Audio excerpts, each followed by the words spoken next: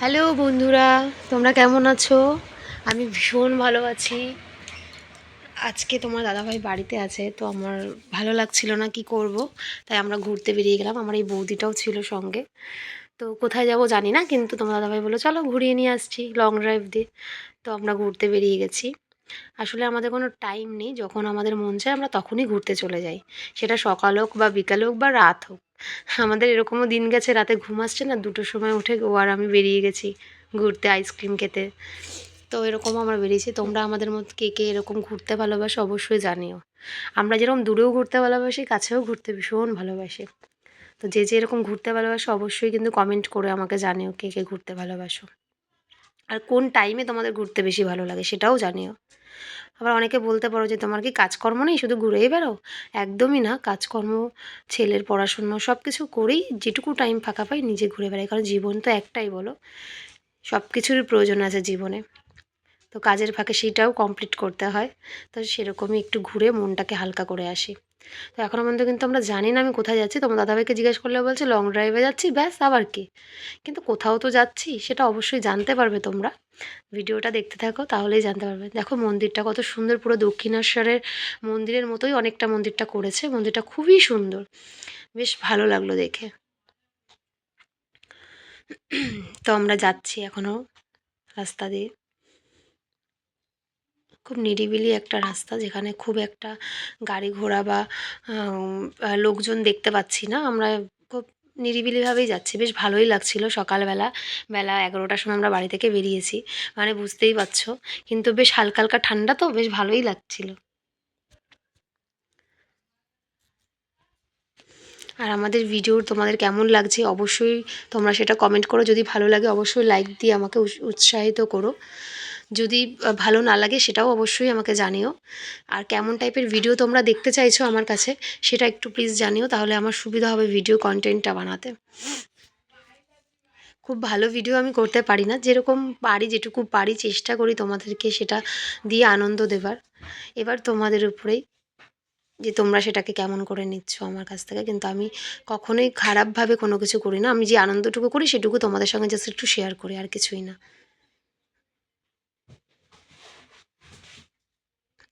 রাস্তাগুলো দেখতে পাচ্ছ তো কি সুন্দর, বেশ গ্রাম্য দিক তো, দুপাশে গাছ আর গাছ, আর আমরা মাঝখানের একটা গলি থেকে মানে রাস্তা থেকে যাচ্ছি, এত ভালো লাগছে। দুপাশে সবুজ আর সবুজ, আর মাঝখানে একটা পিচের রাস্তা, পুরো সিম্পলভাবে চলে যাচ্ছে, কোনো রাস্তায় কোনো খাদ নেই, কিছু নেই, খুব ভালো লাগছিল।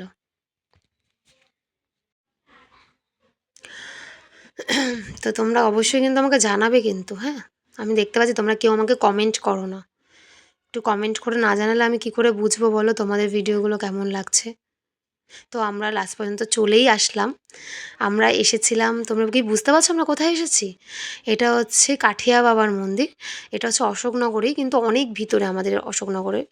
তো এত সুন্দর জায়গা, এই বিলটা দেখো, বিলটা পুরো মনে হয় গঙ্গার ঘাটে বসলে যে মনে শান্তি পাওয়া যায় না, এই বিলটায় যদি তুমি এসে একটু বসো তোমার মনে ঠিক সেরকমই শান্তি লাগবে। এত নিরিবিলি, এত শান্ত পরিবেশ, পাখিদের ডাক, গাছের শিরশির আওয়াজ, মানে খুব সুন্দর। এবার আমরা ভিতরে প্রবেশ করছি।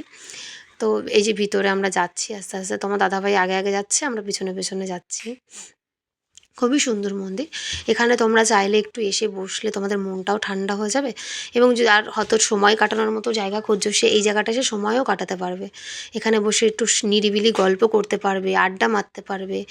এমনকি তুমি তোমার ফ্যামিলি নিয়েও যদি এখানে আসো সেটাও তুমি করতে পারবে। বয়স্ক মানুষ যদি কেউ কারোর ফ্যামিলিতে থাকে তাকেও তুমি এখানে নিয়ে আসতে পারবে, কারণ এখানে মন্দির আছে। মন্দিরে 2-3 বেলা আর কি রাধা গোবিন্দর সেবা হয়, সেখানে কীর্তন হয়। তো তারাও এখানে আসলে তাদের মনটাও ভালো লাগবে। তোমরা চাইলে কিন্তু অবশ্যই নিয়ে আসতে পারো। এইগুলো দেখতে পাচ্ছ, এগুলো হচ্ছে সমিধি। এগুলো হচ্ছে এখানকার যারা গুরুদেব ছিলেন, কাঠিয়া বাবার বংশধর, তো তাদেরই সমিধি করা। সমাধি, সরি সরি, ভুল স্পেলিং করে ফেললাম, সমাধি করা। তার জন্য প্লিজ ভুল বুঝো না আমাকে, সমাধি করা। এখানে দেখো গাছগুলো দেখো, প্রত্যেকটা জায়গা খুব পরিষ্কার পরিচ্ছন্নভাবে রাখা। আর এখানে প্রত্যেকটা গাছে যেন আমের সময় কী হারে আম হয়, আমরা এসে দেখেছি, প্রচুর আম হয়। দেখো মন্দিরগুলো কত সুন্দর, আমি প্রত্যেকটা মন্দিরের নামও তোমাদেরকে দেখাবো, এই সমাধিগুলোকে দেখাবো। প্রত্যেকটা সমাধিতে মূর্তি বসানো আছে এবং তাদের নাম স্থাপিত সব কিছুই আছে। তো সেগুলো একে একে করে সবই দেখাবো। গাছপালাগুলো কত সুন্দর পরিষ্কার পরিচ্ছন্ন। আসলে এখানে একটা অনুষ্ঠান ছিল আগের দিন, আমরা তো জানি না, আমরা পরের দিন এসেছি। তো তার জন্য বেশ লোকজন আছে, এত লোকজন সবসময় থাকে না। এই দেখো, এটা স্বামী ধনঞ্জয় দাসী কাঠিয়া বাবা, এটা হচ্ছে স্বামী সপ্তদাস কাঠিয়া বাবা,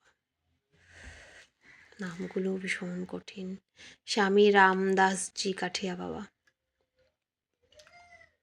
এবার আমরা যাচ্ছি মেইন মন্দিরের দিকে। আমরা যাচ্ছি, দেখো এখানে হচ্ছে রাধা গোবিন্দ প্রতিষ্ঠিত আছে, কিন্তু আমাদের সেদিকে দুর্ভাগ্য ছিল যে আমরা রাধা গোবিন্দ দর্শন করতে পারিনি। আসলে আমরা তো দুপুরবেলা গেছি, তো তখন ভোগ আরতি হচ্ছে, মানে ভোগ দেওয়া হচ্ছে। ভোগ দিলে তো আটকে দিতে হয় দরজাটা, তো সেই সময় দরজা আটকানো ছিল, যার জন্য আমরা ভগবানের দর্শনটা করতে পারিনি। এটা আমাদের কপাল খারাপ ছিল। আর আমরা যে বেশিক্ষণ ওয়েট করবো সেটাও করতে পারিনি, যেহেতু আমি ছেলেকে রেখে এসেছিলাম। তো বেশিক্ষণ দেখো আমাদের পুচকেটা দৌড়ে দৌড়ে বেড়াচ্ছিল। আর ভিতরে তখন ভোগ আরতি হওয়ার পরে কীর্তন হয়, সেই কীর্তন হচ্ছিল, অনেকেই বসে ওখানে কীর্তন পাঠ করছিলেন, শুনছিলেন, শ্রবণ করছিলেন। আর দেখো চারিদিকে যে ফটোগুলো দেখতে পাচ্ছ, এগুলো সব ওখানে কাঠিয়া বাবাদের যত বংশধর আছে, মানে যে গুরুদেবরা আছেন সবার ফটো এখানে। পুরো মন্দিরটা কিন্তু অনেকটা বড়, যে দেখে মনে করছো যে বেশি বড় না, বাট অনেকটা বড়। আশেপাশের ইয়েগুলো খুব সুন্দর। এখানে সব ওই ভক্তরা এসে, যারা আসে অনুষ্ঠানে, তারা এসে এখানে থাকতে পারে। এখানে সব কিছু সুবিধা আছে, গাছপালা খুবই সুন্দর, মানে খুবই সুন্দর একটা জায়গা। এই দেখো একটা ফোয়ারা, ফোয়ারাটা আমি কোনোদিনও দেখিনি, চলে কি না জানি না, বাট একটা ফোয়ারাও আছে। বেশ ভালো লাগে জায়গাটা গেলে, মনটা বেশ, মানে যখন মনটা খুব খারাপ থাকে ওখানে গিয়ে একটু বসলে বেশ মনটা একটু ইয়ে হয়ে যায়, ভালো লাগে। তো এবার আমরা বাড়ির দিকে রওনা দেব। তো ভিডিওটা কেমন লাগলো অবশ্যই জানিও তোমরা, দেখি বাবা উঠে আমি অবশ্যই উঠে লাইক কমেন্ট করো। ওকে, টাটা বন্ধুরা।